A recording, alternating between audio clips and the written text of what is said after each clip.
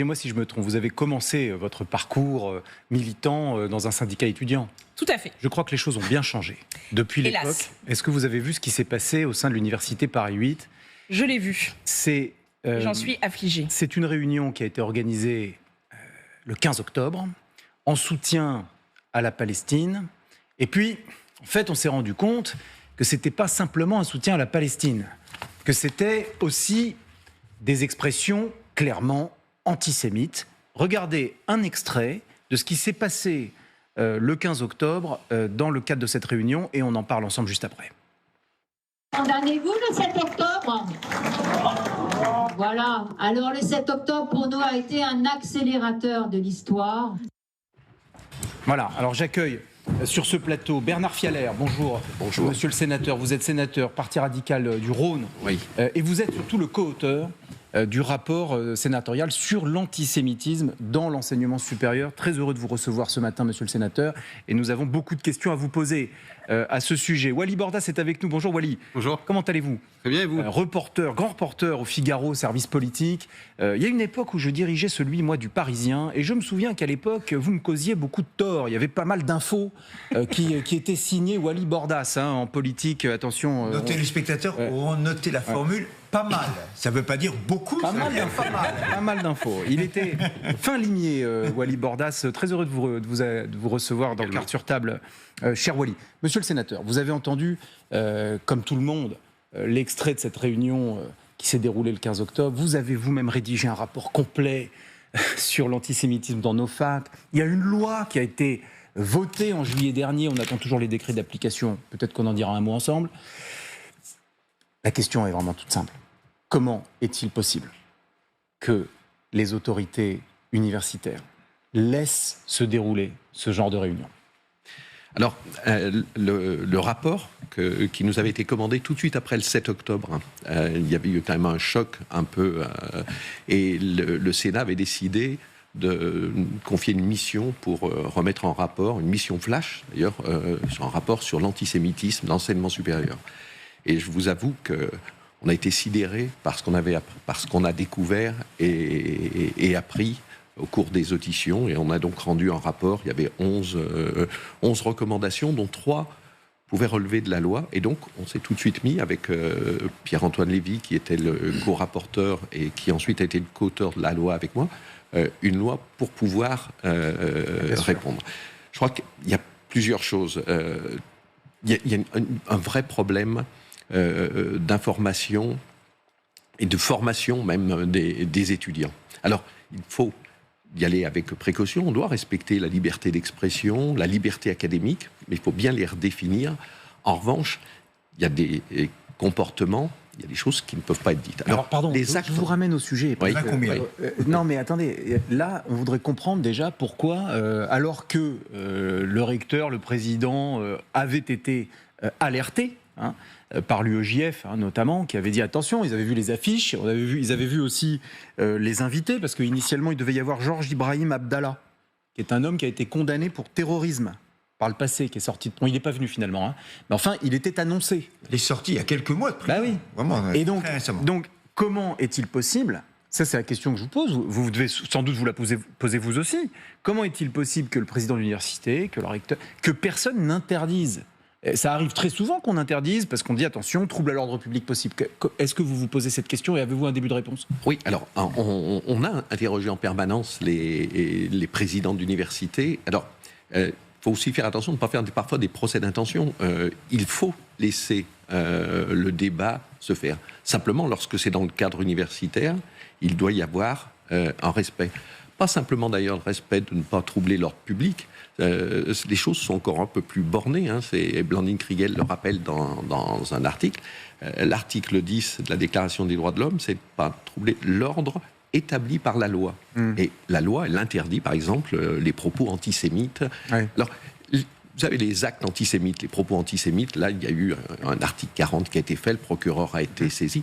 Les choses, on peut les repérer.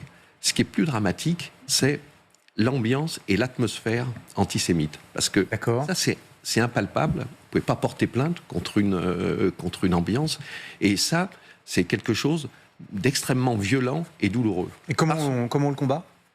Eh bien, on le combat par... il faut... je plaide coupable, hein, notre génération a été un peu laxiste. On a cru que la laïcité... vous savez, moi, quand je me suis engagé en politique, il y a plus de 30 ans, on me disait, mais attendez, le parti radical, la laïcité, mais c'est plus un problème, c'est l'ordure. On a été très laxiste, on a laissé...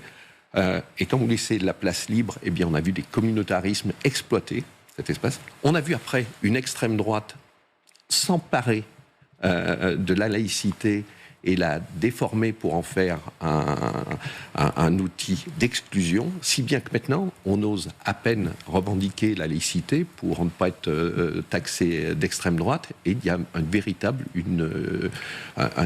champ libre qui est dans ce domaine. Question-réaction, Sibeth, Wally. En fait, quand on regarde ce qu'est la FSE, c'est-à-dire le syndicat étudiant qui a réalisé cette manifestation et où se sont tenus ces propos antisémites, on voit que c'est un syndicat qui est très proche de l'extrême gauche politique. Et donc on sait que ce sont des courants de pensée qui soit flirtent ostensiblement avec l'antisémitisme, soit sont carrément antisémites. Évidemment, quand vous êtes président d'université, moi j'ai eu un passé de militante syndicale étudiante. Vous êtes Pardon, Sibeth, excusez-moi. Mais quand on dit un mouvement d'extrême gauche carrément antisémite, il faut pouvoir le démontrer. Sans quoi, ensuite, il peut y avoir des réactions. Donc,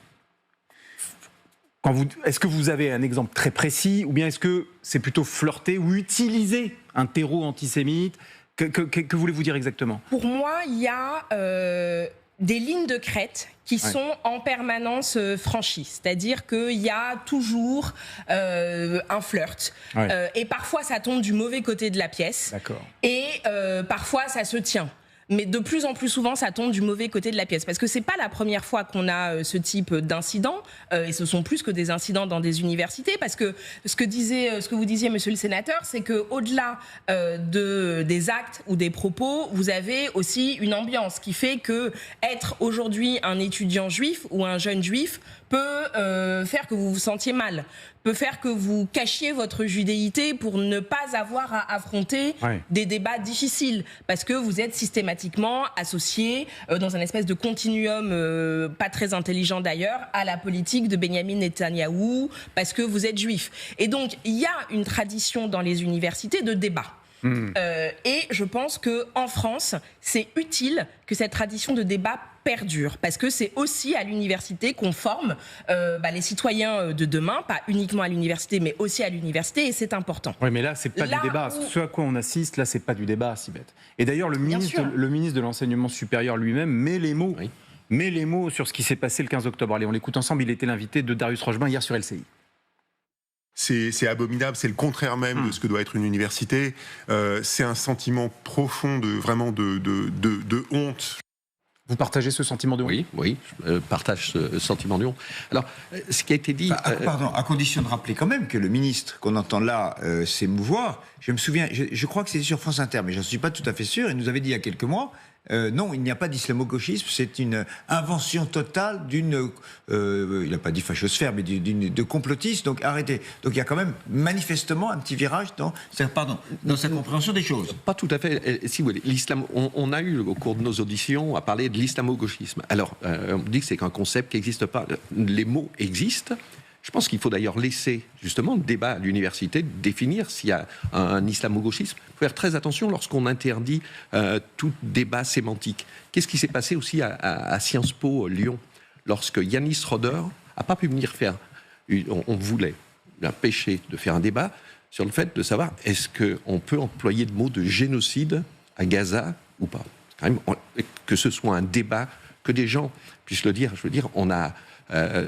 par définition, les étudiants sont des cerveaux qui doivent fonctionner, mais ils ne savent encore pas tout. Sinon, on ne serait pas à l'université, ils en seraient déjà sortis. Donc, qu'il puisse y avoir un débat, que la recherche puisse faire d'ailleurs évoluer des concepts, c'est quelque chose d'important. Alors, on n'a pas une définition très claire de ce qu'est l'islamo-gauchisme. C'est que le ministre avait changé manifestement de pied ou de chaussures, je ne sais pas.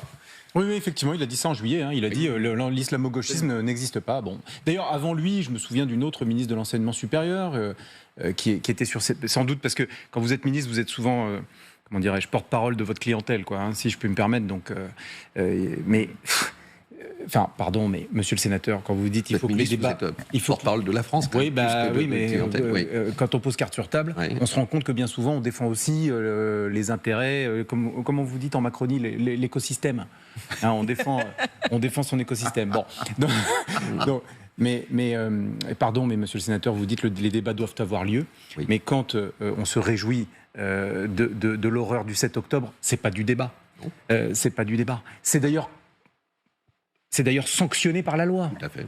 Donc on verra d'ailleurs si l'enquête diligentée arrive à des sanctions. Ça aussi, c'est un autre sujet qui nous occupe. À un moment donné, il faut aussi qu'il y ait des sanctions. Mais ces sanctions, lorsqu'on prend un article 40, ça prend beaucoup de temps. Oui. Et parfois, la personne peut être condamnée après avoir fini son cursus universitaire et que les gens qui se sont sentis blessés peuvent être condamnés à partir. C'est en ça que notre texte et la loi, et dont on attend le décret d'application, qui est en ce moment au Conseil d'État, pour que, si vous voulez, toutes les mesures disciplinaires qui étaient faites dans les universités visaient historiquement les fraudes aux examens. Là, maintenant, on a fait évoluer pour qu'on puisse aussi s'attaquer à ce type de problème. Bernard Fialaire, c'était en juillet, ça. On est bientôt en novembre, on attend toujours le décret d'application. Enfin, ça aussi, c'est un grand classique. Merci beaucoup d'avoir été mon invité ce matin, Bernard Fialaire.